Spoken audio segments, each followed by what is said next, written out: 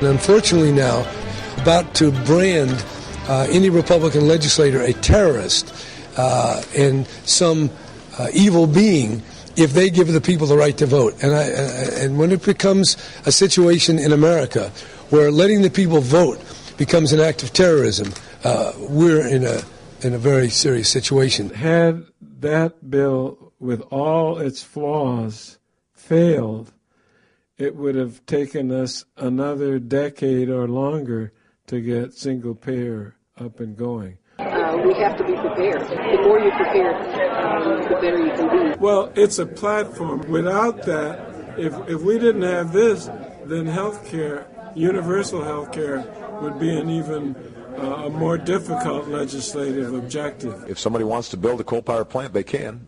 It's just that it will bankrupt them because they're going to be charged a huge sum for all that greenhouse gas that's being emitted. I really do not believe that the appliance standards end up restricting personal choice. Under my plan of a cap and trade system, electricity rates would necessarily skyrocket. We have a responsibility to support children who have historically not had those kinds of opportunities. Disadvantaged children, poor children, homeless students, children who are English language learners, and more recently you've seen a tremendous amount of reform coming from the department. We have to dramatically improve the quality of education we're providing in this country, and we can help to continue to reward excellence and courage at the local level. If you were to somehow poll the political orientation of everybody in the NPR news organization, you would find an overwhelmingly progressive, liberal crowd. Not uniformly, but overwhelmingly. Journalism in general, reporters tend to be Democrats and tend to be more liberal than the public as a whole.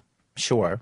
But that doesn't change what is going out over the air. NPR has done a good job over the last 10 years of reducing that bias. I thought it was really biased 10 years ago, but now I think it's pretty straight. Standing here at the White House, I think you have reporters in Japan, you have reporters, including ones here, who could get the technical, detailed information on what we know from the NRC, from the Department of Energy. General Petraeus is giving us the Charlie Sheen counterinsurgency strategy, which is to give exclusive interviews to every major network and to keep saying we're winning and hope the public actually agrees with you. I believe the Tea Party is short-lived.